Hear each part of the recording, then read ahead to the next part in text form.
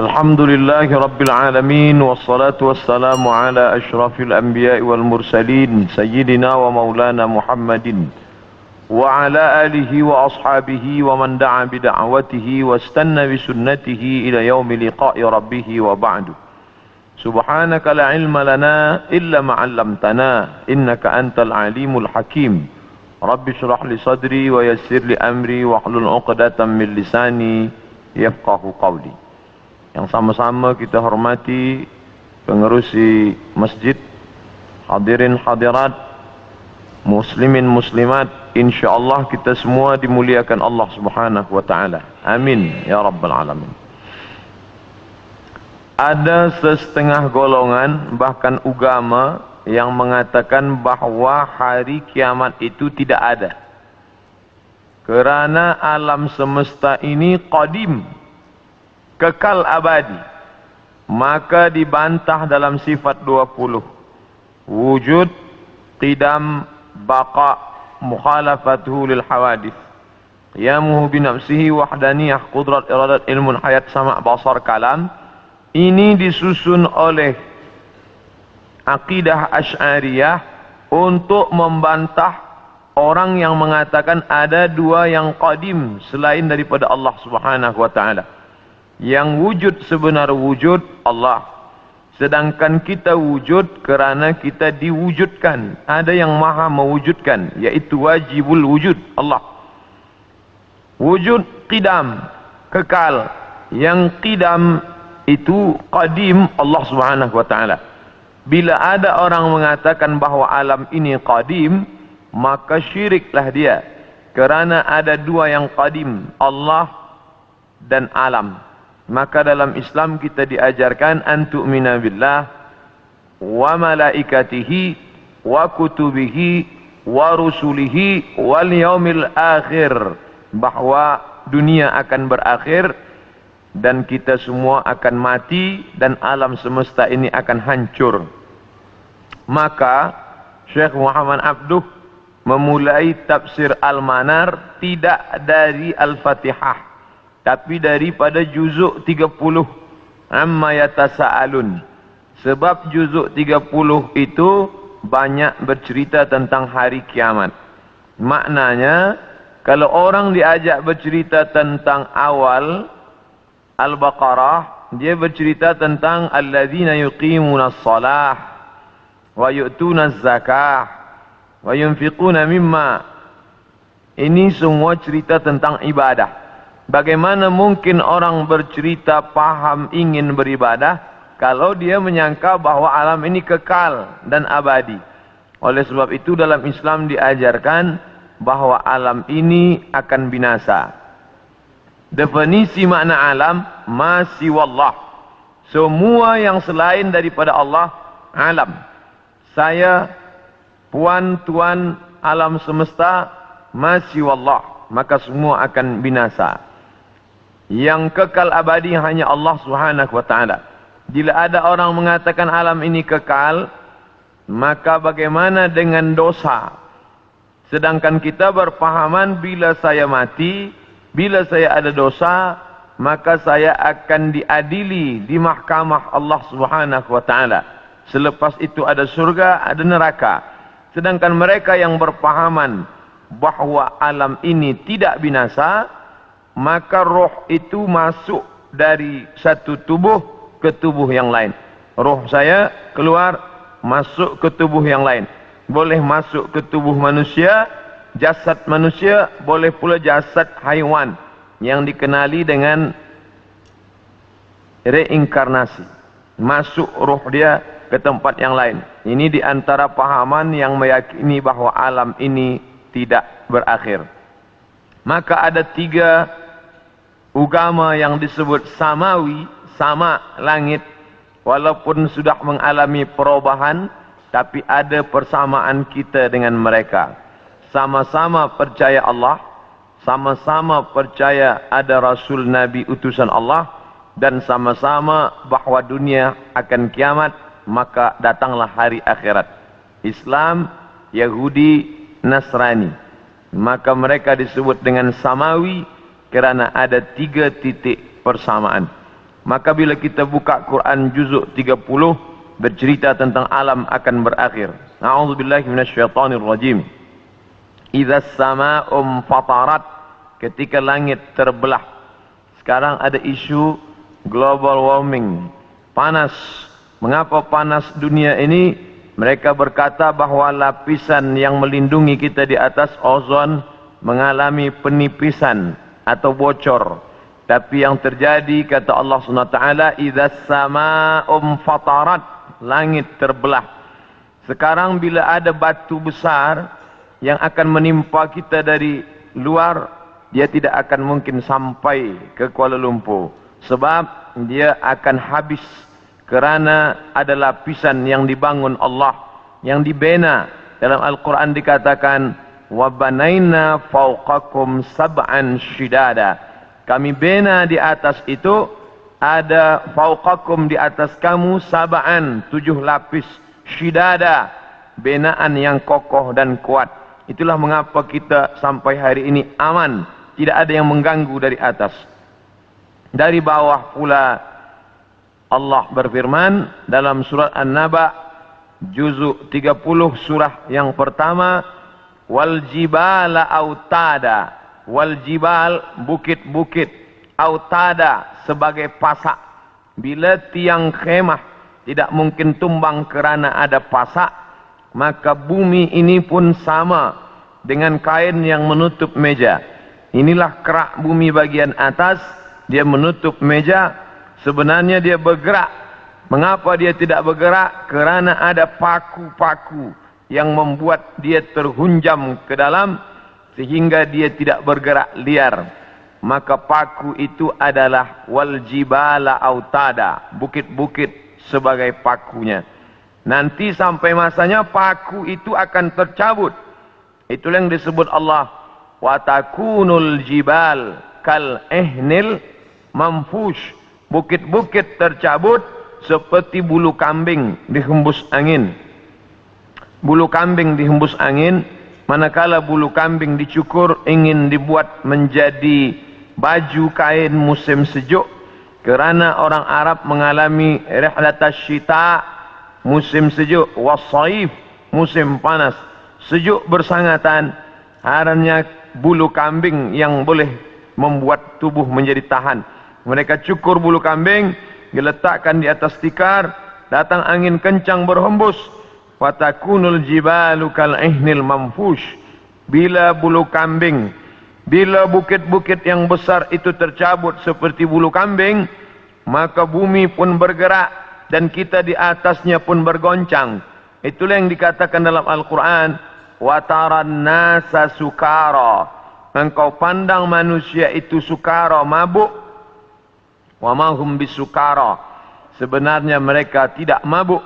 Bila kita tengok ada orang mabuk, dia berjalan bergoncang, begitulah bayangan nanti hari kiamat terjadi. Wataran nasa sukara, engkau lihat mereka mabuk. Wa ma hum bisukara, sebenarnya bukan mereka itu mabuk. Walakinna azaballahi syadid, tapi azab Allah amat sangat keras, sehingga seakan-akan mereka mabuk. Kerana bumi bergoncang, daun-daun bertiup, dan pokok-pokok kayu tumbang.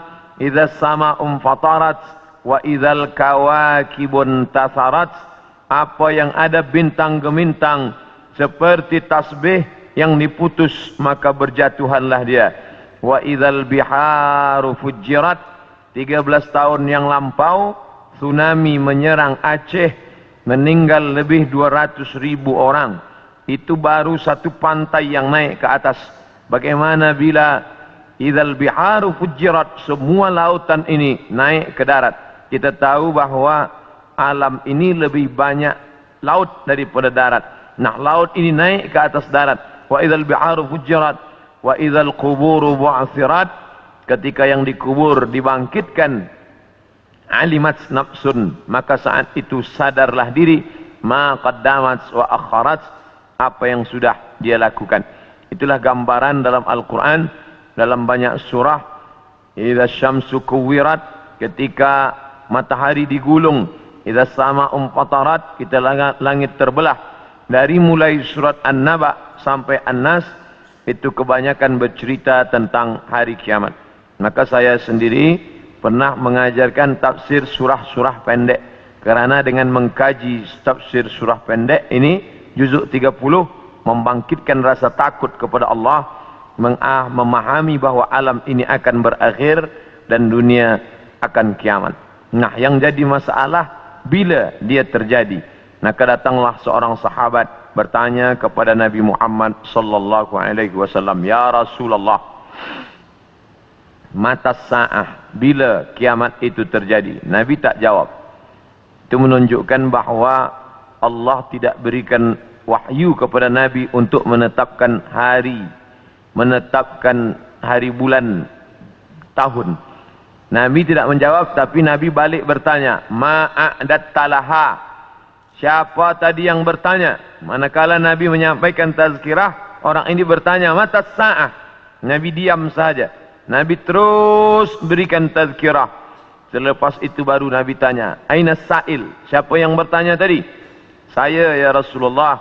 Lalu kata Rasulullah, "Ma'adat talaha?" Apa yang sudah kau siapkan untuk hari kiamat itu? Menunjukkan bahawa hari, bulan dan tahunnya tidak diketahui siapapun. Bila hari ini beredar berita bahawa ada tulisan, ada orang yang mengetahui hari kiamat, maka bercanggah dengan Quran dan sunnah Rasulullah sallallahu alaihi wasallam. Kerana Nabi tidak pernah membicarakan itu kepada Sayyidina Abu Bakar, Umar, Uthman wa Ali wa an kulli sahabati Rasulillah ajma'in. Sedangkan Al-Quran jelas-jelas, a'udzubillahi minasyaitonir rajim, yas'alunaka 'anis sa'ati ayyana mursaha. Mereka bertanya kepada engkau tentang hari kiamat, bila terjadinya. La ya'lamuha illahu, tidak ada yang tahu kecuali hanya Allah Subhanahu wa ta'ala. Tapi masalah tanda-tandanya, maka Nabi banyak bercerita. Tanda-tanda ini dibagi dua. Ada tanda yang bersifat fisik, nampak. Di antaranya ucapan Nabi, tatawul al-bunyan, berlomba-lomba membuat bangunan tower yang tinggi. Itu sudah tampak hari ini. Bahkan Imam San'ani menyebutkan, bila ada binaan, bangunan yang lebih tinggi daripada Jabal Abi Qubais, salah satu tanda hari kiamat. Hari ini kita melihat Jabal Abi Qubais dulu bukit yang paling tinggi di samping Ka'bah. Hari ini Jabal Abi Qubais lah yang paling rendah. Jabal Abi Qubais di belakang bukit Safa. Bila kita naik ke atas bukit Safa, ingin memulai sa'i menghadap ke arah kiblat, tepat di belakang kita Jabal Abi Qubais yang dipotong, dikerat, kemudian di atasnya dibina istana Raja Fahad. Dulu kerana Makkah itu seperti kuali, lalu kemudian di tengah itu Ka'bah, maka bukit-bukit di sekeliling yang paling tinggi adalah Jabal Abi Qubais. Hari ini Jabal Abi Qubais paling rendah, ditambah gedung-gedung tinggi dan Zamzam Tower paling tinggi. Maka ini salah satu tanda fisik yang nampak oleh mata. Lalu kemudian tentang bagaimana seorang ibu antalidal amatu rabbataha, seorang budak hamba sahaya melahirkan tuannya. Ini pun juga physically, nampak dia oleh mata. Ada dua makna bahawa seorang hamba sahaya melahirkan tuannya. Yang pertama maknanya ketika umat Islam berkuasa, lalu kemudian dia menguasai suatu kawasan, maka perempuan-perempuan itu menjadi budak, dan budak-budak ini melahirkan anak-anak yang merdeka. Maka maknanya Islam punya kekuasaan yang luas. Akhirnya ibunya budak hamba sahaya, anaknya orang merdeka. Makna pertama. Sedangkan makna yang kedua adalah antalidal amatu rabbataha, maknanya seorang ibu melahirkan anak dan anaknya menderhaka, sehingga seolah-olah ibu menjadi budak dan anak menjadi tuan. Ini pun fisik, nampak dengan nyata. Saya termasuk suka mengkaji tanda-tanda yang tampak, tapi sebenarnya yang lebih condong daripada hadis-hadis itu adalah bukan benda, tapi condong kepada maknawi, makna yang terkandung di balik suatu ucapan Nabi sallallahu alaihi wasallam. Maka pada kesempatan ini kita akan bahaskan satu daripada banyak hadis diriwayatkan oleh Abdurrahman ibnu Sakhar ad-Dawsi atau biasa dikenali dengan nama Abu Hurairah radhiyallahu an. Hadis ini ada dalam kitab Sahih Al-Bukhari. Apa kata Nabi? La taqumus sa'ah. Hari kiamat tidak akan terjadi hatta hingga yuqbadal ilmu. Yang pertama, dalam hadis ini ada 6 tanda. Ini yang akan kita bahaskan. Yang pertama, yuqbadal ilmu. Ilmu dicabut. Innallaha la yaqbidul ilma intiza'an. Allah tidak mencabut ilmu seperti mencabut pokok kayu dengan akarnya sekali. Lalu bagaimana ilmu itu tercabut? Bi mautil ulama, dengan meninggalnya ulama. Ketika Imam Syafi'i meninggal, maka berapa cabang ilmu hilang. Imam Syafi'i alim dalam bahasa Arab, Imam Syafi'i alim dalam tafsir, Imam Syafi'i alim dalam fiqh, Imam Syafi'i alim dalam hadis, bahkan bergelar Nasirus Sunnah. Imam Syafi'i yang pertama kali menyusun usul fiqh. Lalu kemudian ketika meninggal masih ada digantikan oleh murid-muridnya, Al-Muzani, Al-Buwaiti, Rabi' Al-Muradi. Tapi kemudian makin ke bawah, maka hilanglah ilmu, maka yang muncul orang jahil yang kemudian dianggap sebagai orang berilmu. Wal'iyazubillah, na'udzubillah. Maka saya pribadi tak pernah berkata menurut paham saya, menurut pendapat saya, karena saya takut tergolong dalam orang yang disebut Nabi al-juhala, orang jahil tapi seperti berilmu. Zahirnya orang menyangka berilmu padahal tidak. Maka selalu saya mengambil pendapat ulama. Menurut pendapat Imam Syafi'i, menurut pendapat Imam An-Nawawi, menurut pendapat Ibnu Hajar Al-Asqalani, menurut Imam Az-Zahabi, menurut Imam Jalaluddin Abdul Rahman As-Suyuti, untuk menyelamatkan diri daripada juhala. Na'udzubillah. Maka nanti kata Nabi SAW, sebelum hari kiamat bermunculanlah juhala karena pandai berbicara, karena berpakaian ulama. Al-juhala yalbisuna libasal ulama. Orang jahil tapi memakai pakaian ulama, pandai berbicara, lalu orang menyangka dia alim, padahal dia tak lebih daripada orang dhalla wa adalla, sesat dan menyesatkan. Sebenarnya kiamatnya sudah terjadi pada isinya, tapi alamnya belum kiamat besar. Maka kata ucapan Nabi SAW dalam suatu hadis, idza wussidal amru ila ghairi ahlihi, bila diberikan suatu perkara bukan kepada ahlinya, bukan kepada orang yang faham, fantaziris sa'ah, maka tunggulah kiamat. Makna kiamat di situ bukan kiamat alam semesta, tapi kiamat isinya. Bila pembinaan masjid ini diberikan kepada orang yang tidak pakar, tidak memiliki kepakaran pada bidang itu, fantaziris sa'ah, maka tunggulah sa'ah, kiamat, hari kiamat. Makna kiamat di situ bukanlah kiamat alamnya, tapi isinya sudah kiamat. Begitu juga dengan ucapan Nabi tentang masalah idza waqa'a ala ahadikumul qiyamah, bila terjadi kiamat pada salah seorang kamu, wa fi yadihi fasilah, di tangannya ada anak korma, falyaghrisha, tanamlah, karena dia akan menanam itu, lalu kemudian dia mati.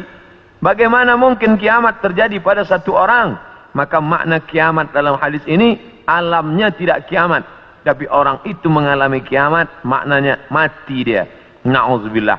Oleh sebab itu maka bahwa kiamat sudah terjadi pada isinya, ya, kerana banyaknya orang jahil.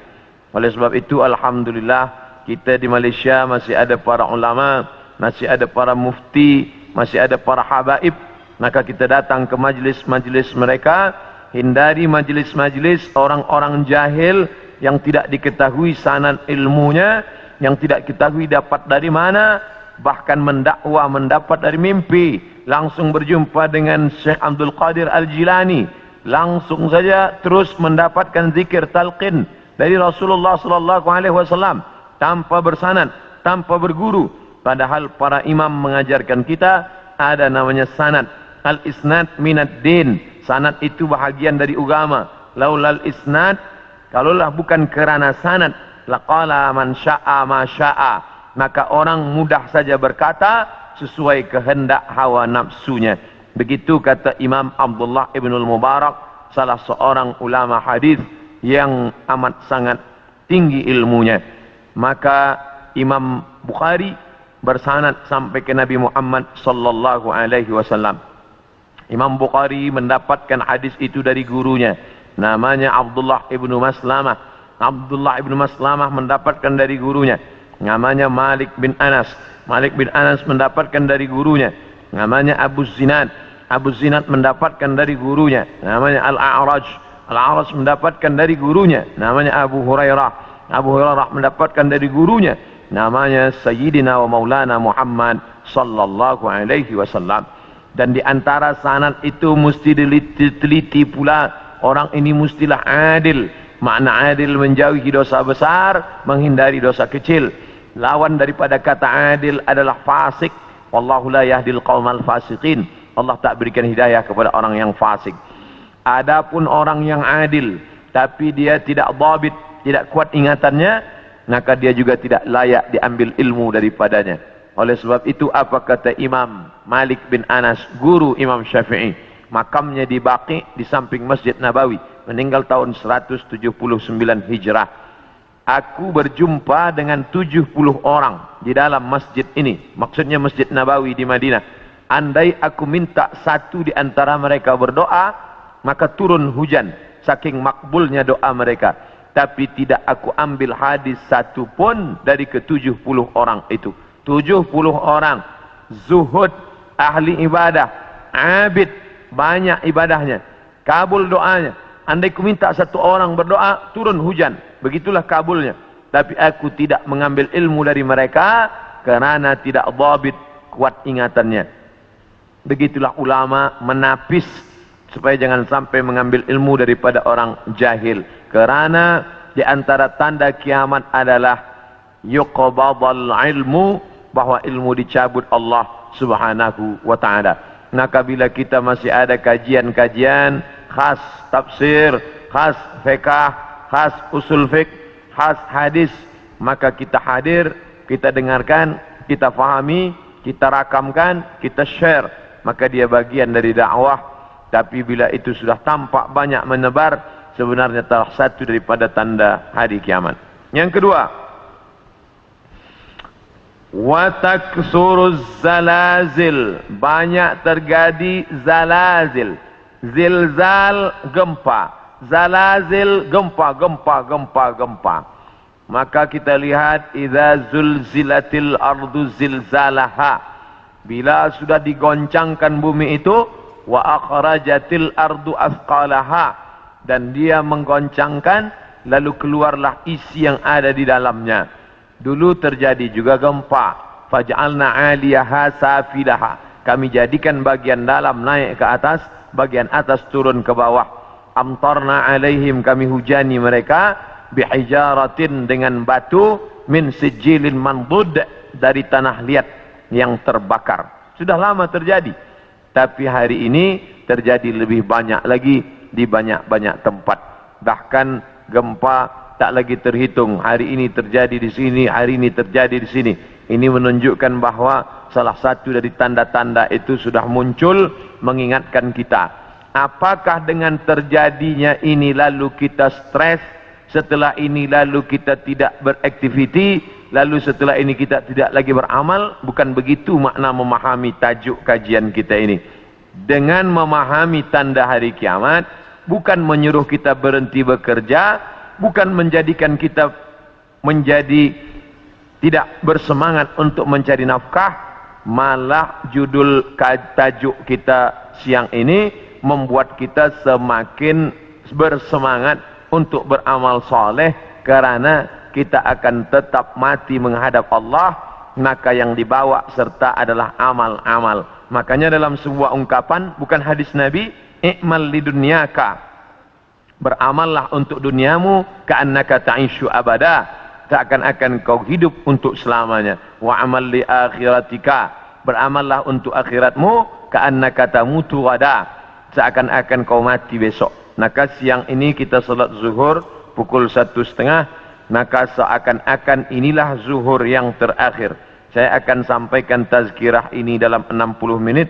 Selepas itu kita akan buka soalan, kita akan jawab masalah-masalah yang ditanyakan terkait dengan tajuk kita sebahagian besarnya. Maka selepas mengkaji tajuk tanda-tanda hari kiamat, bukan membuat kita lalu berhenti beramal, tapi membuat kita makin bersemangat beramal, kerana ternyata alam akan berakhir, rumah yang besar akan hancur, kereta tak dibawa serta, yang dibawa hanyalah illal ladina amanu, iman, wa amilus salihat, dan amal-amal saleh.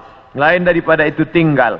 Maka bagi sesiapa saja yang ikut tajuk kajian kita ini, selepas ini bertambah amalnya, bertambah khusyuknya, bertambah takutnya, itulah orang yang berhasil. Adapun selepas ini tak ada perubahan apa-apa, biasa sahaja, maka termasuk orang-orang yang mubazir. Innal mubazzirina kanu ikhwana syayatin. Orang yang mubazir adalah ikhwan, saudara-saudara syaitan. Mengapa begitu? Dia sudah mubazir waktu, dia sudah mubazir energi, dia tidak mendapatkan manfaat apa-apa. Padahal ayat-ayat yang kita baca, idza tuliyat alaihim ayatuhu, kalau dibacakan ayat-ayat Allah, zadathum imana, bertambahlah imannya.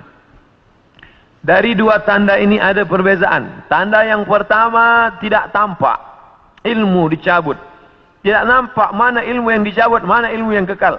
Yang kedua, zalazil, gempa. Ini nampak, bisa dirasakan. Berapa skala Richter? Ini semua orang tahu. Bahkan bergoncang.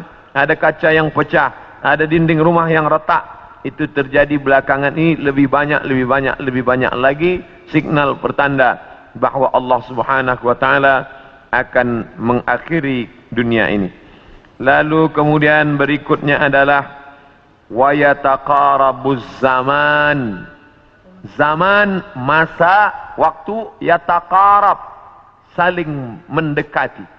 Apa makna saling mendekati? Tidak lagi terasa. Baru saja hari Jumat, esok hari kita sudah solat Jumat. Baru saja Idul Adha, kita sudah membeli kambing dan sapi untuk Idul Adha berikutnya. Baru saja lepas Idul Fitri, sudah bersiap-siap lagi hendak memasuki bulan Ramadan. Itu kita rasakan sekarang. Apakah sebenarnya waktu itu berkurang? Waktu tidak berkurang. 24 jam, 12 jam siang, 12 jam malam. Dari dulu sampai begitu. Lalu mengapa terasa yataqarabuz zaman? Kerana ada alat-alat yang membuat kita merasa cepat. Dengan tumbuhnya alat-alat elektronik, datangnya internet, sehingga zaman begitu cepat tak terasa. Dulu orang duduk lama terasa, baru berakhir petang hari. Tapi hari ini tak terasa. Petang siang malam berputar begitu cepat. Wa yataqarabuz zaman. Maka ini kita rasakan, makin hari makin kuat. Apa yang ada pada kita masa kecil dulu, sekarang sudah tidak ada lagi. Permainan-permainan anak kecil seperti layang-layang, seperti gasing dan lain sebagainya.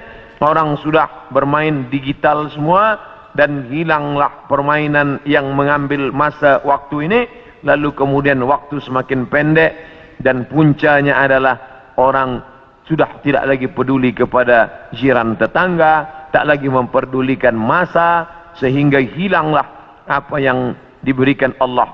Padahal Allah SWT berikan masa ini. Dan kita semua akan ditanya tentang masa yang sudah kita pakai. La tazulu qadama abdin, kaki anak Adam tidak akan bergeser, pindah di satu tempat lain, hatta yus'al, sampai hingga ia ditanya. Pertanyaan banyak. La tus'alunna yawma idzin 'anil na'im, kamu akan ditanya tentang banyak pertanyaan. Tapi satu di antara pertanyaan itu adalah an umrihi fima afnah, umur kemana saja kamu pakai. Maka pertanyaan yang paling banyak tak dapat dijawab oleh manusia adalah umur, usia, kemana saja kau pakai yang dititipkan Allah Subhanahu wa ta'ala. Wa yataqarabuz zaman, waktu semakin dekat. Yang keempat, wa tazharul fitan. Banyak terjadi fitan. Fitan jamak daripada fitnah. Fitnah, fitnah, fitnah, fitnah terjadi. Berbagai macam fitnah terjadi. Kita lihat ada fitnah Sunni Syiah, ada fitnah khalqil Quran, ada fitnah Ahmadiyah, ada fitnah Khawarij, ada fitnah Rafidah. Berbagai macam fitnah-fitnah. Fitnah di grup WhatsApp, fitnah di Facebook, fitnah di Twitter, fitnah. Ini fitnah makin banyak. Dulu orang datang menceritakan aib orang lain, hanya berdua saja dia dengan jirannya. Hari ini orang berkelompok-kelompok membuat grup-grup fitnah. Hingga semakin besar, semakin habis waktu disebabkan itu semua. Dulu orang bila ingin memfitnah, maka dia datang ke suatu tempat. Tapi hari ini dia tidak keluar dari rumahnya, tapi dia sudah mampu menyebarkan fitnah-fitnah. Makna fitnah ada dua. Yang pertama, tohmah, tuduhan-tuduhan tanpa bukti. Yang kedua, makna fitnah adalah membunuh. Makna fitnah adalah menyiksa. Banyak penyiksaan-penyiksaan. Berapa kali kita tidak sanggup menyaksikan video bagaimana penyiksaan muslimin di Rohingya. Bagaimana anak-anak gadis Rohingya dijual, lalu kemudian di India dijadikan sebagai orang-orang tidak baik. Bagaimana penyiksaan yang dilakukan oleh Burma kepada muslimin Arakan Rohingya. Bagaimana kemudian yang terjadi di Palestina hari ini sampai hari ini tetap berlanjutan terus. Na'udzubillah. Maka betul kata Nabi SAW, kalau sudah dekat masa hari kiamat, maka yang terjadi adalah yaksurul fitan. Maka banyaklah fitnah-fitnah terjadi. Makanya selalu sebelum salam kita katakan, Allahumma inni a'udzubika min azabi jahannam. Jauhkan kami daripada azab jahannam. Wa min azabil qabri, daripada azab kubur. Wa min fitnatil mahya wal mamat.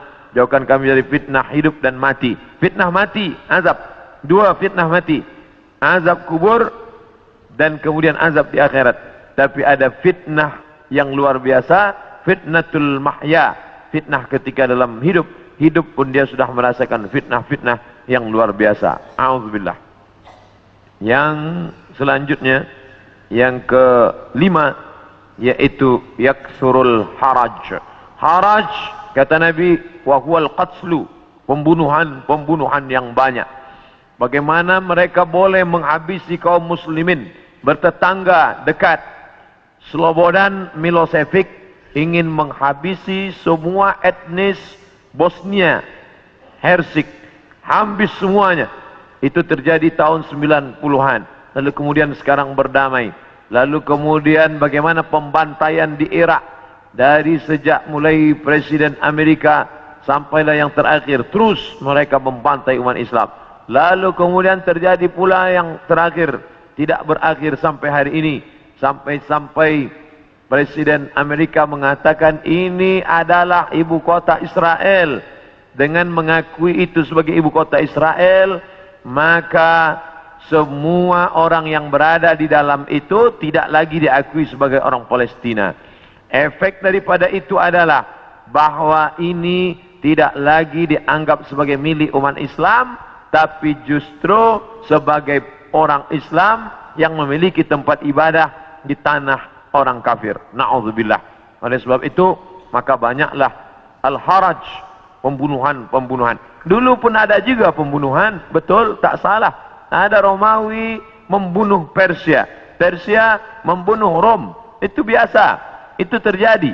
Tapi zaman sekarang pembunuhan merajalela karena alat untuk membunuh itu diciptakan lebih banyak. Senjata-senjata dari besi diciptakan lebih banyak lagi untuk menghabisi umat manusia. Maka itulah yang dikatakan Nabi, yaksurul haraj. Apa salah kita? Mengapa kita dihidupkan Allah di zaman ini? Mengapa kita tak hidup di zaman Abu Bakar, Umar, Uthman wa Ali? Maka ada kabar gembira dari Nabi SAW. Al-ibadatu fil haraj. Orang yang tetap istiqamah beribadah fil haraj. Ketika banyak pembunuhan ini, tetap imannya kuat, tetap dia istiqamah. Kahijratin ilayya. Seperti orang yang berhijrah kepada Nabi Muhammad sallallahu alaihi wasallam. Mudah-mudahan kita termasuk orang yang tetap istiqamah dalam keadaan banyak pembunuhan-pembunuhan, dan kita seperti orang yang berhijrah walaupun sudah 1439 tahun lampau, tapi kita tetap diakui sebagai umat Muhammad sallallahu alaihi wasallam dan seperti orang yang berhijrah. Makanya sekarang ada orang istilah, ini adalah hijrah saya, ini adalah momen hijrah saya. Sebenarnya tidak lagi ada hijrah. La hijrata ba'dal fath. Setelah pembebasan kota Makkah, tidak lagi ada hijrah. Yang dimaksud hijrah adalah pindah dari batil kepada hak, pindah dari syirik kepada tauhid, pindah dari jahil kepada ilm. Itulah makna daripada hijrah. Kemudian yang keenam, hatta yaksura fikumul mal fayafidhu. Banyak orang yang melimpah ruah hartanya sampai yafidu, seperti air yang penuh tumpah. Banyak orang-orang kaya. Dulu orang hanya kaya tapi masih ada batasnya. Sekarang ada orang yang amat sangat kaya tanpa batas, sampai tidak tahu lagi dia mau dibuat kemana kekayaan ini. Dan itu terjadi hari ini. Dulu orang kaya karena dia berniaga, bekerja. Ada orang kaya karena dia menjual emas. Ada orang kaya karena dia beternak sapi, kambing. Ada orang kaya karena dia membuat kolam ikan. Artinya dia bekerja, keluar peluh keringatnya baru dia kaya. Hari ini ada orang yang duduk-duduk saja, tapi kekayaannya amat sangat melimpah ruah. Maka apa yang dikatakan Nabi SAW terwujud hari ini, yang menunjukkan hari kiamat itu hampir saja terjadi. Bahkan ketika Isra Mi'raj pun, Nabi melihat ada seorang perempuan tua yang melambaikan tangannya memanggil. Lalu Nabi bertanya kepada Jibril alaihissalam, siapa itu Jibril? Jibril menjawab, itulah dunia yang sudah tua. Walaupun sudah tua dia tetap berhias kerana dia tak ingin tua. Dunia dengan usianya yang tua, hampir kiamat, dia tetap berhias dengan perhiasan-perhiasan harta benda, dengan benaan-benaan yang besar.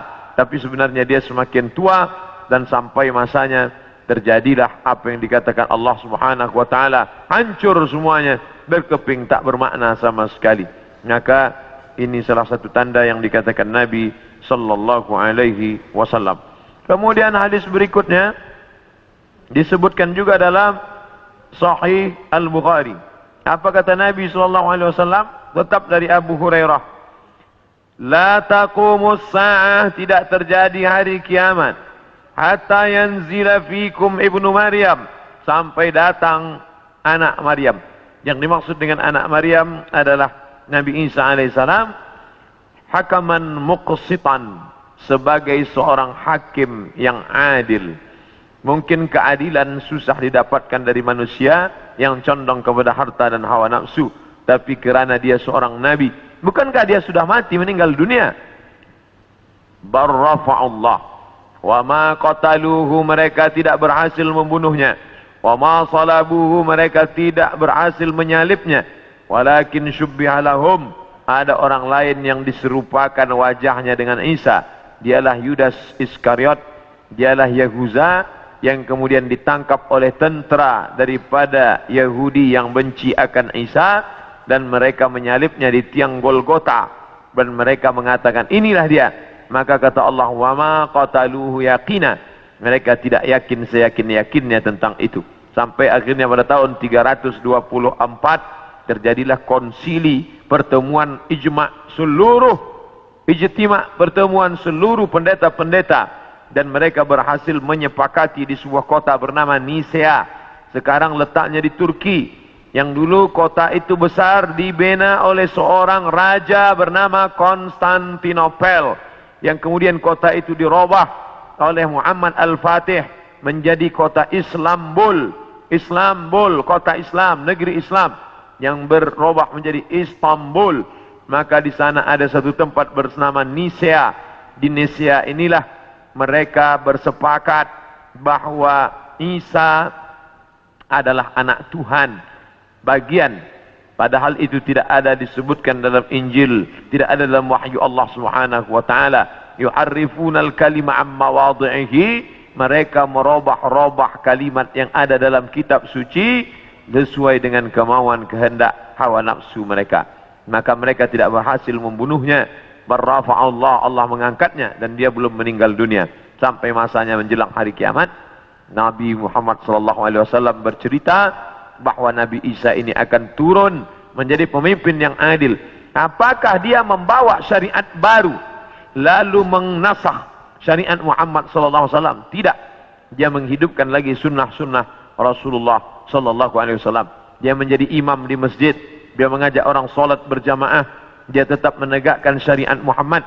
Dia tidak menasakh apapun, kerana dia datang sesudah Nabi Muhammad, maka dia sendiri pun ikut syariat Nabi Muhammad SAW. Dia tidak hanya sebagai seorang ulama, dia tidak hanya sebagai orang yang faham agama, tapi dia menjadi hakaman muqsitan, sebagai pemimpin yang adil, yang akan memimpin dunia. Bila ini terjadi, maka hari kiamat akan segera tiba. Ini termasuk tanda yang fisik, yang nampak, yang orangnya langsung. Tempat turunnya disebutkan di sebuah masjid bermenara warna putih di Damaskus, Syam. Maka di antara doa Nabi SAW, Allahumma barik lana fi Syamina, Allahumma barik lana fi Syamina. Ya Allah, berikanlah berkah di negeri Syam. Negeri Syam disebut negeri yang penuh dengan barakah. Subhanalladzi asra bi'abdihi lailan minal masjidil haram ilal masjidil aqsa alladzi barakna haulahu. Kami berkahi tempat itu linuriyahu min ayatina, karena kami ingin menunjukkan ayat-ayat kami kepada orang yang tidak percaya kepada ayat-ayat. Bahwa Nabi Isa datang tidak membawa syariat baru, tapi dia membatalkan syariat yang sudah dirubah oleh para pendeta. Di antaranya mereka mengatakan bahwa Nabi Isa meninggal dunia tergantung di pelang salib, maka dibantah. Fayaksirus salib, dia menghancurkan salib. Salib bahasa Arab, salib bahasa kita, palang salib.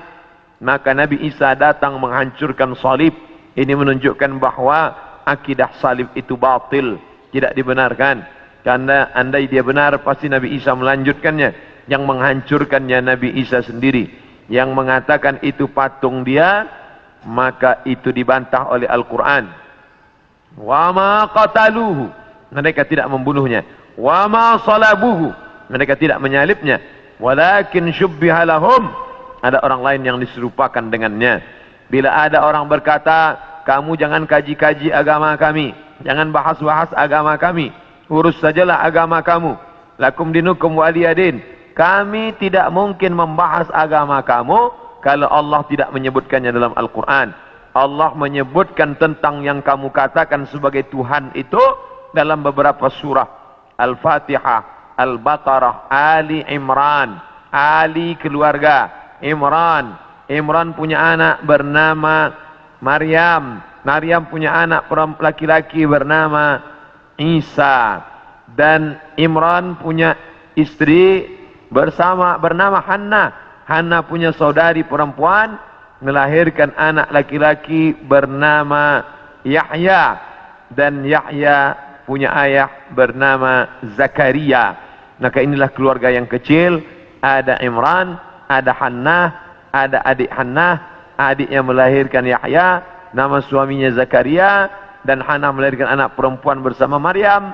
Dan Maryam punya anak laki-laki bernama Isa alaihissalam. Ini keluarga orang baik-baik, ini keluarga orang yang saleh, dan mereka itu tidak pernah mengaku dirinya Tuhan.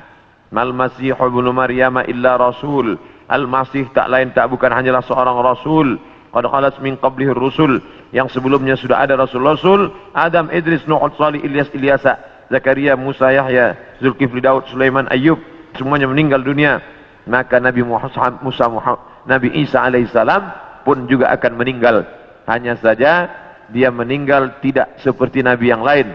Hidupnya habis, berakhir. Nabi Isa akan datang sekali lagi dan dia akan menghancurkan salib-salib. Berikutnya, wa yaqtulul khinzir, dia akan membunuh babi. Apa makna membunuh babi? Kerana mereka menghalalkan babi, seakan-akan babi itu halal. Padahal Nabi Isa tidak makan babi. Lalu siapa yang merubah ajaran Isa sehingga mereka menghalalkan babi? Maka yang merubah adalah Paulus. Kata Paulus, sejak Isa disalib menebus dosa manusia, maka semua binatang menjadi halal. Begitu juga dengan khitan.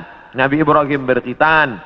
turun kepada Nabi Musa berkhitan, turun kepada Nabi Isa berkhitan, tapi dispesongkan, diselewengkan oleh Paulus yang bernama Saul, tidak pernah belajar kepada Isa, tapi lalu kemudian mengaku diangkat sebagai rasul oleh Isa, maka disebut namanya dengan Rasul Paulus. Maka ini dibantah oleh Al-Quran sama sekali. Maka Ibrahimu Yahudian, Ibrahim bukan Yahudi, wala Nasranian, Ibrahim bukan Nasrani, walakin syubbiha lahum, walakin kana hanifan musliman, dia seorang muslim, hanifan, condong kepada kebenaran, musliman, muslim, wa makana minal musyrikin, dia tidak mempersekutukan Allah subhanahu wa ta'ala. Sedangkan Yahudi dan Nasrani mempersekutukan Allah. Yahudi mempersekutukan Allah dengan Uzair. Wa qalatil yahudu Uzairun ibnullah, orang Yahudi berkata Uzair anak Allah. Sedangkan Nasrani mempersekutukan Allah dengan Yesus, dengan Isa. Wa qala an-nasara al-masih ibnullah, Nasrani berkata Al-Masih anak Allah. Maka Al-Quran membantah. Bila ada orang mengatakan jangan kaji-kaji tentang agama orang lain, kita tidak mengkaji agama orang lain, kita sedang mengkaji Al-Quran, kitab suci kita yang bercerita tentang penyelewengan ajaran Nabi Isa alaihissalam. Ini mesti diluruskan, karena yang kita kaji adalah Al-Quran dan sunnah Nabi Muhammad sallallahu alaihi wasallam. Wa yada'ul jizyah, Nabi membatalkan jizyah, upeti, pajak yang sebelumnya diterapkan oleh Raja Romawi dan Persia. Mereka hidup dengan cawan-cawan emas, pakaian sutra, tempat tidur yang tebal, dengan banyak-banyak pasangan, dengan istana yang megah, padahal dari cukai, dari pajak yang dikutip dari setiap masyarakat. Maka datanglah Nabi Isa alaihissalam membantah itu semua perbuatan yang batil, bahwa itu perbuatan zalim, menganiaya orang susah. Maka dia menghapuskan itu, wa yada'ul jizyah wa yafidul mala hatta la yaqbaluhu ahadun, dan kemudian dia membagikan harta sampai tidak ada satupun yang mau menerimanya. Apa makna dia membagi harta tak ada orang mau menerima? Kerana orang sudah merasa cukup, tidak lagi merasa perlu banyak. Kerana masalah harta ini tidak ada batasnya. Lau kana libni Adam wadiyan min zahab, seandainya manusia itu memiliki satu lembah daripada emas, ini ada bukit, di sini ada bukit, ada tanah yang turun ke bawah, tempat bercocok tanam, lalu kemudian berubah dia menjadi emas, maka manusia tidak pernah berkata cukuplah emas yang banyak ini, tidak, tapi dia akan berkata mana lagi, mana lagi. Dia terus meminta, walan tamla fahu illa turab, sampai mulutnya diisi tanah, masuk ke liang lahat, barulah dia merasa cukup, barulah dia katakan enough, barulah dia katakan cukup, tidak lagi lebih daripada ini. Maka oleh sebab itu, ketika Nabi Isa alaihissalam membagikan harta, ini harta, dia katakan tidak, kami tidak mau menerimanya, karena kami tidak ingin mati membawa harta, tapi kami ingin mati membawa amal yang saleh. Kita lanjutkan. Yang terakhir, hadis masih dari Abu Hurairah radhiyallahu anhu, kitabnya Sahih Bukhari. La taqumus sa'ah, tidak akan terjadi hari kiamat, hatta tuqatilul yahud, sampai kalian memerangi orang Yahudi, hatta yaqulul hajar, sampai batu berkata, batu besar tempat orang bersembunyi dari serangan musuh, batu itu berkata, apa kata batu itu? Hadza Yahudi, ya Muslim, hadza Yahudi, ya Muslim, hai tentara Muslim, hadza Yahudi warai, ini di belakangku ini ada seorang Yahudi, faqtulhu, bunuhlah dia, faqtulhu, bunuhlah dia. Ada satu yang tidak membela umat Islam, dan itu adalah syajaratul gharqad, pohon gharqad, pohon yang batangnya tunggal ke atas, tidak terlalu banyak cabang, dan dia daunnya panjang-panjang. Masih ada sekarang, mereka tanam banyak-banyak. Ini membuktikan sabda Nabi SAW benar, tidak salah sedikit pun. 1439 tahun yang lalu Nabi katakan, hari ini terbukti mereka menanam tanaman gharqad sebanyak-banyaknya. Tahun 1999 saya sampai di satu kota. Kota ini dibagi dua kerana perjanjian Camp David. Sebelah diambil oleh Mesir, sebelah dijajah oleh Israel. tampaklah tentara-tentara berjaga di perbatasan, maka Rafah, nama kota tersebut Rafah, maka kita bisa melihat menghijau. Sementara yang di Mesir ini menguning gurun pasir, sedangkan yang di sana menghijau. Kenapa hijau? Mereka tanam pohon gharqad. Nabi sudah mengatakan itu 14 abad yang lalu, bahwa mereka akan bersembunyi di balik pohon gharqad. Subhanallah, Masya Allah, Tabarakallah. Mereka bersembunyi di belakang batu-batu, berkata, ya Muslim, hai tentara Muslim, ada Yahudi di belakangmu, ini di belakangku ada Yahudi, faktulu, bunuhlah dia. Oleh sebab itu maka ini hadis mukjizat Nabi SAW luar biasa. Andai orang Yahudi itu musnah, seperti musnahnya kaum Ad, kaum Thamud, kaum Madian, kaum Iram, kaum Fir'aun, musnah. Tapi Yahudi tidak musnah, dia tetap kekal sampai hari ini. Sampai terwujudnya janji Nabi Muhammad bahwa tidak akan terjadi hari kiamat sampai kamu memerangi Yahudi. Yahudi di dunia ini jumlahnya hanya 16 juta saja. 6 juta di Palestina, menjajah Palestina, yang 5 juta di Amerika, sisanya yang 10 bertebaran di atas muka dunia. Ada Yahudi Rusia, ada Yahudi Arab Maghribi, Maroko, ada beberapa Yahudi di Maghribi, karena ketika itu raja daripada Spain mengusir seluruh pendatang dan larilah mereka ke negeri Islam. Ini menunjukkan Yahudi antara tiga, dia tidak dapat diterima oleh Nasrani, tapi dia bisa diterima oleh Islam. Islam menerima mereka, marhaba ahlan wa sahlan, sampai mereka punya negeri, bercucu, bersahabat, berkawan dengan kaum muslimin yang ada di Maghribi, kerana mereka diusir dari Andalusia. Padahal mereka dekat dengan Andalusia, dekat dengan Kristian, dekat dengan Nasrani, tapi mereka justru lebih nyaman, lebih dekat berkawan dengan orang Islam, karena Muslim itu wa ma arsalnaka illa rahmatan lil alamin. Apapun yang terjadi, kita tetap siap siaga. Mau kiamat terjadi hari ini, besok, pagi, petang, kita tetap beriman dan beramal soleh. Maka saya tidak menjelaskan secara panjang lebar tentang masalah satu persatu, tapi kita kaji berdasarkan beberapa hadis-hadis Nabi Muhammad sallallahu alaihi wasallam. Yas'alunaka 'anis sa'ah, mereka bertanya kepadamu tentang hari kiamat. Qul la yujalliha illa liwaqtiha, la yujalliha liwaqtiha illa hu, tidak ada yang dapat mengetahui waktunya kecuali Allah Subhanahu wa taala. Adapun ada orang mengatakan tak sampai 1500, hanya sekitar beberapa tahun lagi, itu ijtihad dia. Tolong kita bedakan antara hadis dengan ijtihad orang terhadap hadis. Ini hadis, ini ijtihad hadis. Jangan katakan ijtihad ini adalah hadis, karena hadis ini dari Nabi, sedangkan ijtihad adalah dari ulama yang membaca hadis-hadis Nabi Muhammad sallallahu alaihi wasallam.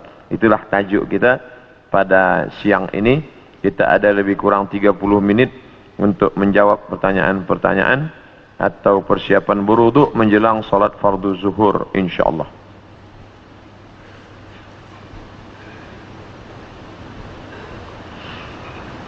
Apa hukum membaca Quran digital? Quran dulu tidak ada di kertas. Quran itu bukan kertas yang turun melayang-layang.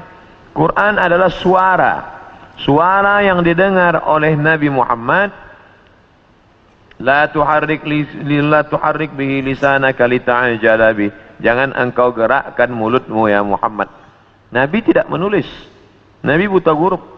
Maka Nabi manakala dia mendengar suara Jibril, dia gerakkan mulutnya. Datang Allah berfirman, la tuharrik, jangan kau gerakkan mulutmu, dengar saja baik-baik. Inna alaina jam'ahu wa qur'anah, kami akan mengumpulkannya. Jadi ketika ada orang melihat membaca Quran di kertas, sama dengan membaca Quran digital. Karena dua-dua itu tidak ada zaman Nabi sallallahu alaihi wasallam.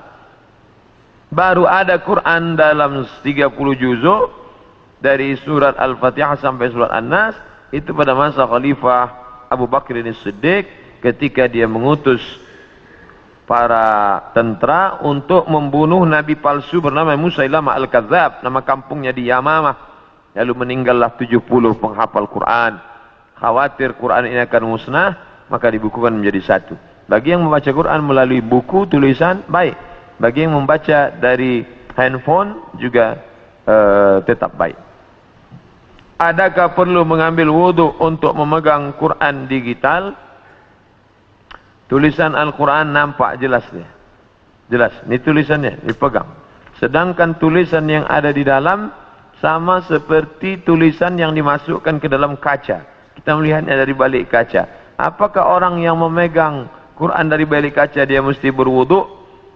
Maka memegang Quran dalam bentuk tulisan yang zahir, la yamassuhu illal mutahharun, tidaklah menyentuhnya kecuali orang yang mutahharun, orang yang bersuci, berwuduk, maka afdal berwuduk. Adapun orang yang membaca Quran, maka tidak disyariatkan berwuduk, karena tidak zahir, tidak nampak, dia bisa hilang. Dia bisa hilang. Oleh karena tetapi membaca Qurannya, bezakan antara memegang mushaf Al-Quran, mushaf namanya, sedangkan ini tidak mushaf. Bezakan antara memegang mushaf dengan membaca Quran. Adapun memegang mushaf maka berwuduk. Adapun membaca Quran maka tidak berwuduk pun boleh. Tapi afdal berwuduk supaya turun rahmat Allah Subhanahu wa taala. Adakah berdosa melangkah handphone yang ada Quran digital? Gelap, mati, sedang tidak ada. Lalu dia langkah, maka tidak apa-apa. Atau dia membawa masuk ke dalam toilet, maka tidak apa-apa. Tapi manakala dia sedang ada, nyata, tampak, ada tulisannya, maka dia tak boleh langkah. Dia boleh dia letak di lantai, tak boleh dia hinakan, tak boleh dia caci maki, tak boleh dia bawa masuk ke dalam. Maka kalau dia sedang ada tulisan, bisa boleh dibaca. Alif lam mim dzalikal kitabul la raiba fih. Dia bawa masuk ke dalam, haram karena tampak. Tapi manakala dia sedang off, gelap, tak ada, maka boleh dia bawa masuk ke dalam. Sama seperti kita membawa otak kita ke dalam toilet. Memang di dalam ini tidak ada Quran 30 juzuk, tapi juzuk 30 insyaAllah ada dalam. Tidak mungkin kita masuk ke dalam, kepala kita tinggalkan, otak kita tinggalkan. Yang tidak boleh itu kita keluarkan isinya masa di dalam. Masa kita di dalam, kita keluarkan isinya. Bismillahirrahmanirrahim. Itu baru tak boleh. Begitu juga dengan rakaman-rakaman MP3 yang ada di dalam. Dia sedang off, boleh. Tapi manakala dia sedang berbunyi, bersuara, bergambar, maka tidak boleh.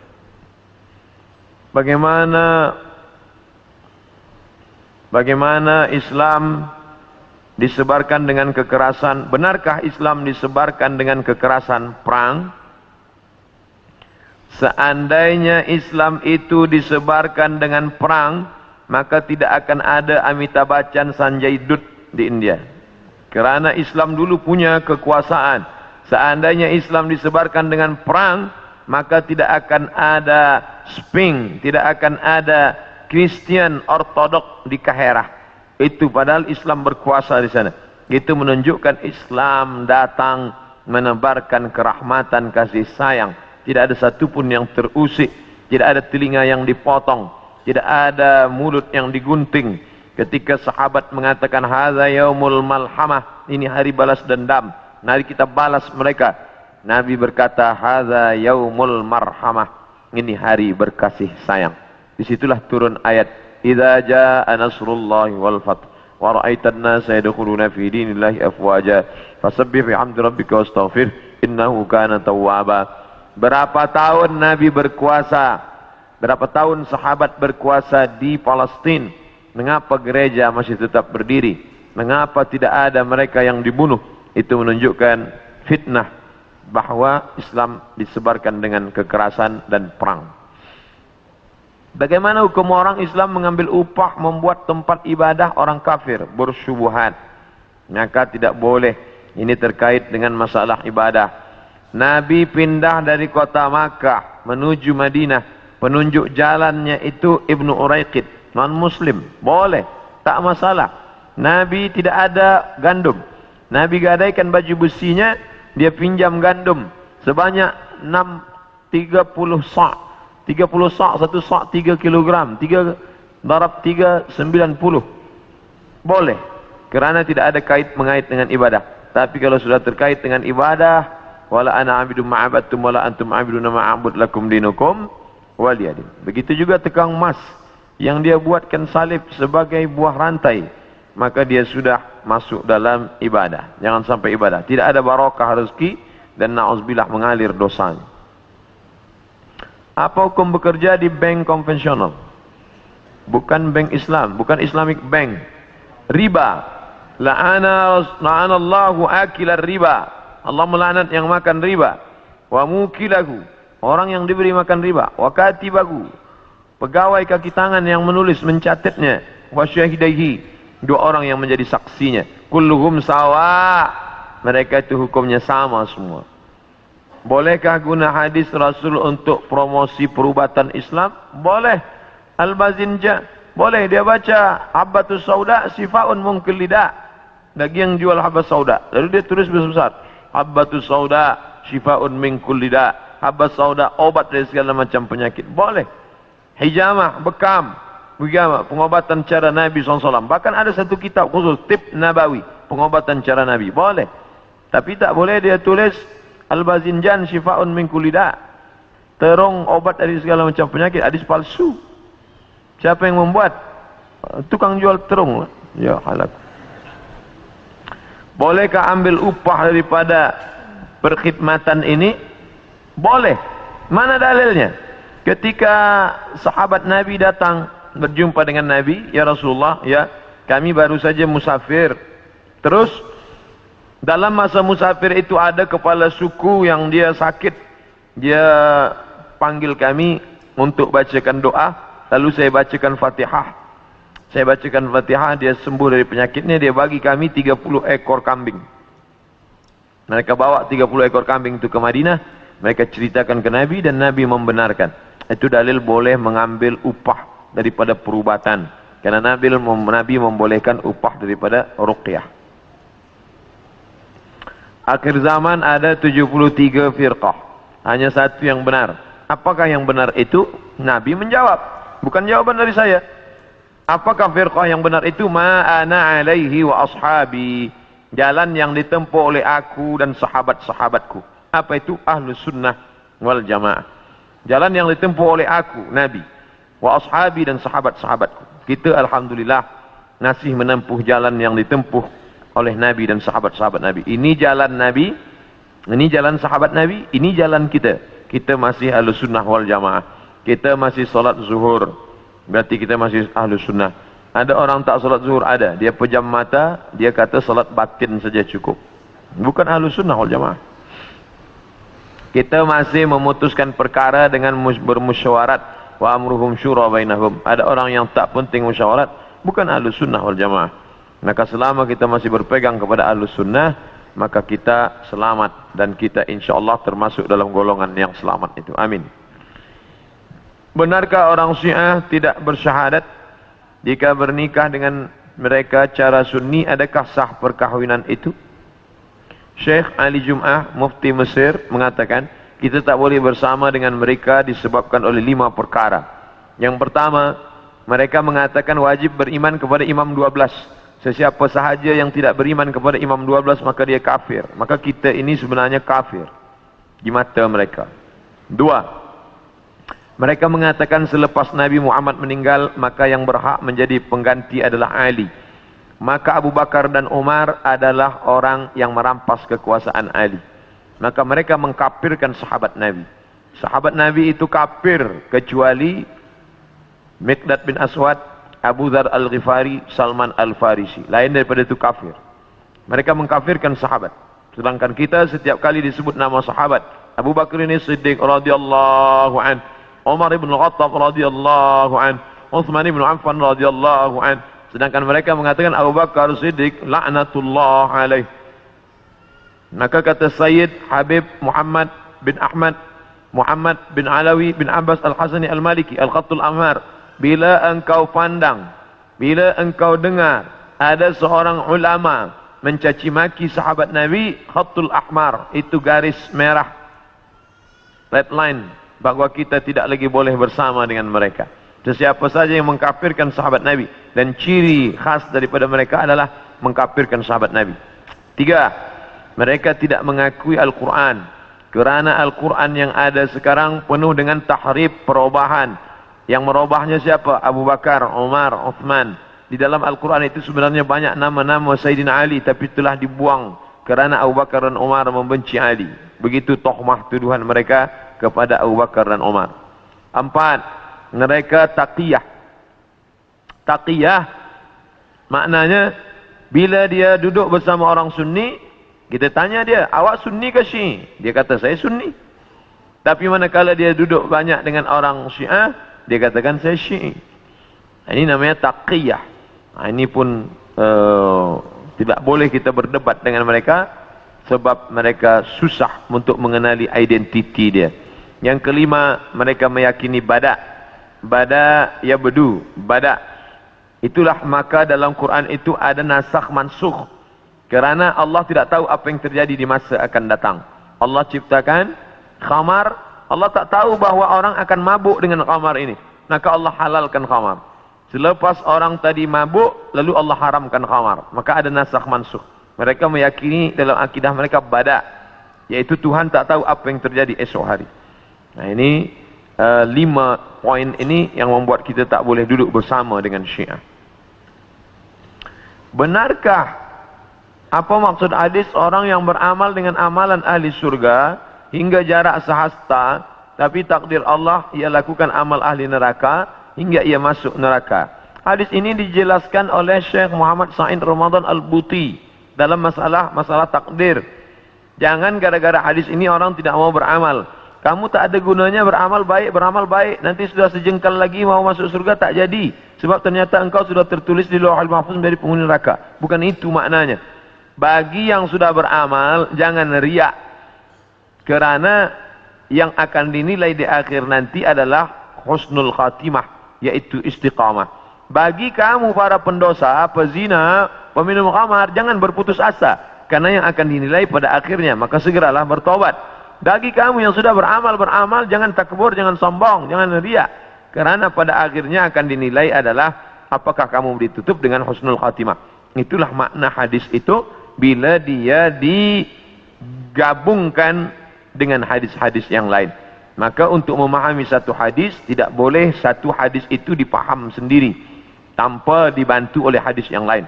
Maka ada satu kitab tulisan Syekh Yusuf Al-Qaradawi, judulnya Kaifana Ta'amal Ma'as Sunnah.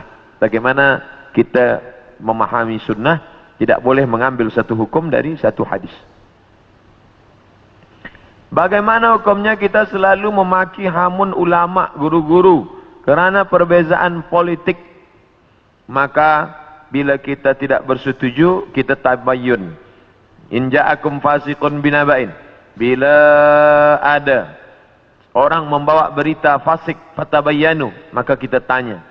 Adapun mencaci maki, hamun, sumpah serapah, ingatlah bahawa darah ulama itu masmum. Darah daging ulama itu beracun. Bila darah daging beracun dimakan oleh singa serigala, dia akan mati. Maka jangan sampai kita menderhaka, mencaci maki ulama. Andai saya berbeza pendapat dengan Tuan Fulan kerana satu masalah, saya tetap hormati dia. Jangan kerana satu hari hujan hilang kemarau setahun. Boleh jadi dia berbeza dengan kita dalam satu masalah, tapi dalam 99 masalah dia sama dengan kita. Saya seorang akhwat, alhamdulillah baru mengenal hijrah. Apa hukumnya menonton video Aku Kamu Satu yang berisi motivasi ajakan untuk hijrah dan mengingat kematian? Kerana dengan video itu kebanyakan teman-teman saya sadar. Ud'u ila sabili rabbik, ajaklah orang ke jalan Tuhan bil hikmah. Boleh jadi melalui ceramah. Ada orang dapat hidayah melalui ceramah. Ada orang dapat hidayah melalui puisi. Ada orang mendapat hidayah melalui filem religi. Ada orang mendapat hidayah melalui lagu nyanyian. Banyak-banyak cara. Maka bagi pemuda-pemuda yang memiliki bakat, ada aktiviti dia yang dia punya keahlian, kepakaran, maka yang boleh membuat video-video pendek bagaimana orang boleh tergugah hatinya kerana ada orang yang tak gemarkan ceramah tapi dia boleh suka pada video yang boleh membuat dia ingat kepada mati, ingat kepada orang susah. Banyak sekali kita lihat di internet, di YouTube, yang boleh menggugah perasaan manusia sehingga dia kembali kepada taubat nasuha.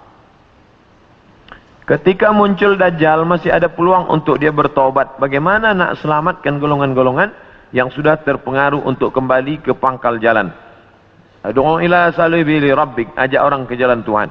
Man ra'a minkum munkaran, sesiapa yang melihat kemungkaran, falyughayyirhu biyadihi, rubah dengan tangan. Ajak dia, tarik dia. Fa illam yastati' fa bilisani, kalau tidak sanggup bilisan, dengan lidah. Fa illam yastati' fa biqalbi, kalau tak sanggup maka dengan hati. Wa dzalika adhaful iman. Maka kita boleh selamatkan dan kita sendiri pula perkuatkan. Tajuk kita nanti malam adalah tentang masalah kedatangan Dajjal. Mana lebih baik, sama ada kita memaafkan orang yang buat salah dengan kita, atau kita tuntut pahala mereka di akhirat nanti? Lebih baik maaf, mengikut Nabi Muhammad SAW. Kerana maaf diambil dari kata afa ya'fu, hilang sampai tak berbekas sama sekali. Sebagaimana Nabi memaafkan kafir Quraisy. Ketika Nabi SAW memaafkan kafir Quraisy, pada saat itu tidak ada idhabu, kata Nabi, pergilah kamu antum tulaqa, pergilah kamu hai penduduk Makkah, kamu bebas sebebas-bebasnya, pergilah wa antum tulaqa. Oleh sebab itu maka kita maafkan. Ada balasan pahala yang tidak dapat dihitung. Apa dia? Maaf. Innama yuwaffas sabiruna ajrahum bighairi hisab, tanpa dapat boleh dihitung kerana banyaknya. Maka kita maafkan.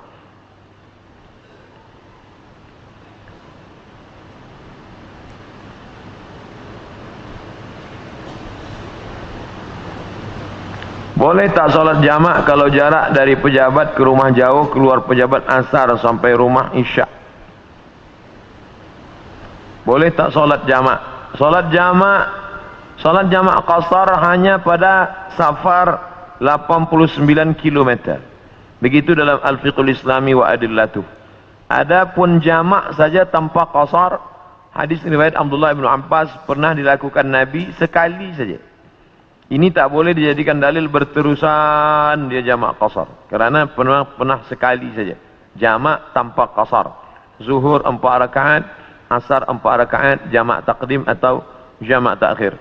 Tapi masalah jarak dari pejabat ke rumah jauh, keluar pejabat asar sampai rumah isya, maka dia boleh berhenti tempat rehat, dia boleh berhenti di tepi jalan, dia boleh solat.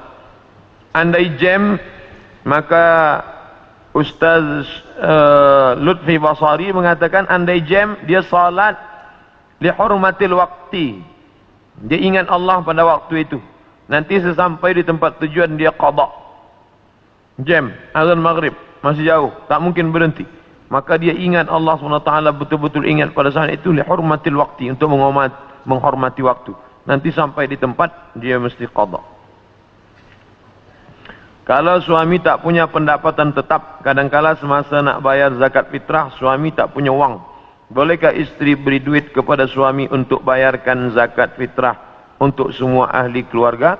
Orang yang tak punya harta, maka tak wajib bayar zakat fitrah. Maka dia termasuk fakir miskin. Maka orang bagi zakat pada dia, sebab dia fakir miskin. Tapi manakala dia ada yang dibayarkan, ada beras yang untuk dibayarkan, maka dia bayarkan zakat fitrah.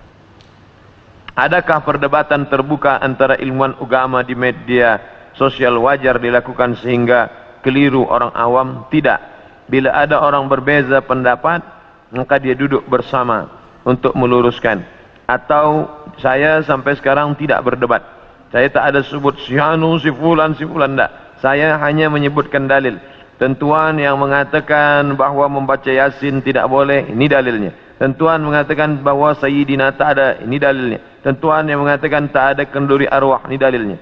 Saya tidak pernah memburuk-burukkan orang, mencaci maki, hamun, sumpah serapah. Manhajuna manhajul bayan.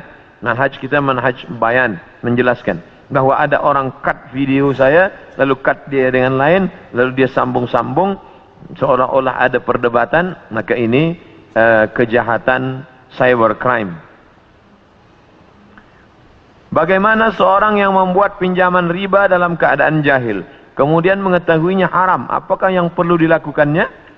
Dia mesti bayar, sebab dia sudah ada dalam perjanjian. Andai dia tidak mau bayar, dalam hukum negara dia boleh dituntut di mahkamah. Adakah salah tidak dapat menyayangi anak seperti anak sendiri? Tidak dapat menyayangi anak angkat seperti anak sendiri? Beri dia makan, beri dia pakaian, beri dia tempat tinggal, beri dia pendidikan, beri dia perhatian. Adapun masalah hati, maka bukan urusan kita. Hati tentulah condong kepada anak sendiri daripada anak angkat. Maka hati urusan Allah Subhanahu wa taala. Kita bagi saja kewajiban kita, hak dia kita bagi, maka kita selamat insya-Allah. Apa perimeter untuk menukar mazhab? Tidak usah tukar-tukar mazhab. Kita istiqamah saja satu mazhab, kerana pindah-pindah mazhab akan menyebabkan kita tatabbu' rukhas, mencari mudah-mudahnya saja. Masa bersentuh kulit lelaki dengan perempuan, kita pakai mazhab Hanafi. Kerana dalam mazhab Hanafi tidak batal. Tapi manakala berkurban, awak kenapa tak berkurban? Oh, ini mazhab Syafi'i sunat muakkad, tapi awak Hanafi. Kalau Hanafi wajib. Nah, ini dia akan condong kepada tatabbu' rukhas, mengambil yang mudah-mudahnya saja. Padahal kita beramal itu wa ma umiru illa liya'budullaha mukhlishina lahuddin, beramal ikhlas kerana Allah. Bagaimana cara mudah untuk menghafal Al-Quran? Dulu kami masa belajar Azhar 1 tahun 2 juzuk. Ada subjek 14, Fakulti Usuluddin, tambah Quran 2 juzuk. Dibaca 1 muka surat 1 hari. Dihafaz subuh. Lepas itu dibaca dalam solat, qabliyah zuhur, ba'diyah zuhur, solat zuhur, qabliyah asar, solat asar, qabliyah maghrib, ba'diyah maghrib, qabliyah isya, ba'diyah isya. Diulang-ulang. Maka dia membaca dalam sembahyang dengan di luar sembahyang, itu beza. Lepas itu kita tulis di kertas. Apa yang sudah kita hafal kita tulis balik. Sebab banyak orang yang hafaz kerana cepat, tapi manakala lambat dia hilang. Maka menulis juga membantu hafazan kita terhadap Al-Quran. Saya student di UM. Apa hukum membina ma'had tahfiz dari orang Kristian? Semua pembangunan duit gaji guru dari orang tersebut. Padahal orang Islam masih banyak, tapi dia tidak mahu membantu. Boleh menerima hadiah dari orang Kristian bila tidak ada niat lain. Mana dalilnya? Nabi menerima asal banha, hadiah dari Muqawqis, Jirjis, Raja Mesir, agama dia Kristian Ortodok Koptik. Nabi menerima. Nabi menerima hadiah biral, kendaraan dari Jirjis. Nabi menerima kain putih dari Jirjis. Itu dalil boleh menerima. Tapi hari ini orang memberi tentu ada niat di balik itu. Tidak ada ketulusan. Tidak ada. Pasti ada urusan lain. Pasti ada satu masa dia akan bangkit balik.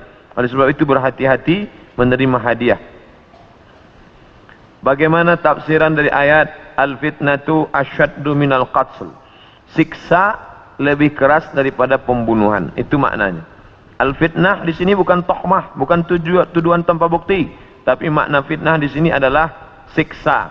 Siksaan, tuduhan, caci maki, hamun, sumpah serapah lebih menyakitkan daripada pembunuhan. Sebab kalau orang dibunuh sekali mati, tapi manakala dia dibakar, disiksa, dirajam, dicambuk, maka lebih menyakitkan daripada pembunuhan.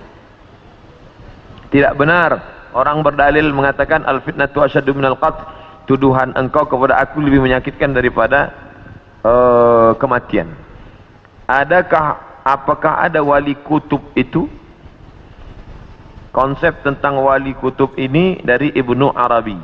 Kata dia ada imaman, ada satu wali induk, wali kutub. Lalu di bawah itu ada imaman, 2 imam. Lalu di bawah itu ada lagi 4 wali. Lalu selepas itu ada najabah, ada nuqabah. Ada 40, ada 300. Satu wali, 2 imaman, ada wali 4, ada wali 40, ada wali 300. Wallahu a'lam bishawab. Jika semasa haid, bolehkah belajar mengaji Iqra? Boleh, kerana Iqra bukan Al-Quran. 4 mazhab sepakat. Mazhab Hanafi, mazhab Maliki, mazhab Syafi'i, mazhab Hambali bahawa perempuan haid tidak boleh membaca Al-Quran. Tapi ada pengecualian. Mazhab Maliki boleh membaca Quran bila perempuan itu mengulangi hafazan. Dia hafaz Quran, satu hari dia ulang 2 juzuk, tapi dia baca dalam hati. Dia diam saja, dia baca dalam hati. Boleh. Yang kedua, menurut mazhab Hambali, bila dia guru agama, tapi dia baca putus-putus. Innallaha la yastahi ayyadriba mathalamma da'udatan fama fawqaha, maka boleh. Suami rajin dengan ceramah tapi tidak salat. Mungkin dia baru nak belajar sembahyang. Man taraka salata muta'ammidan, sesiapa sahaja yang meninggalkan salat secara sengaja, faqad kafara jihara, maka kafirlah dia secara nyata. Inna awwala ma yuhasabu bihi al-'abdu yawm al-qiyamah, yang pertama kali yang akan dihisab nanti pada hari kiamat, salatuhu, sembahyang. Oleh sebab itu maka carilah suami-suami, calon-calon suami, bakal suami yang sembahyang. Karena bila sudah menikah, susah nak ajak dia sembahyang. Cara atau doa melembutkan hati anak-anak yang mendengar kata. Salat hajat 2 rakaat, lepas itu minta kepada Allah. Kerana doa seorang ibu tidak tertolak, mintakan khas pada sujud. Tapi jangan diucapkan di mulut, kerana tidak boleh melafalkan bahasa selain Arab manakala dalam sembahyang. Aqrabu ma yakunul 'abdu min rabbih wa huwa sajid. Seorang dekat dengan Allah manakala dia sujud. Aktsiru fihi doa, perbanyaklah doa manakala kita sujud. Mintalah kepada Allah Subhanahu wa taala apa-apa yang dimintakan. Salah satunya adalah supaya anak ini lembut hatinya dan mau dia mendengar cakap kita, supaya anak ini menjadi para penghafal Al-Quran, selamat dia daripada riba, selamat dia daripada zina, selamat dia daripada segala perbuatan yang keji dan mungkar. Apa hukum suami tak percaya sama isteri simpan wang?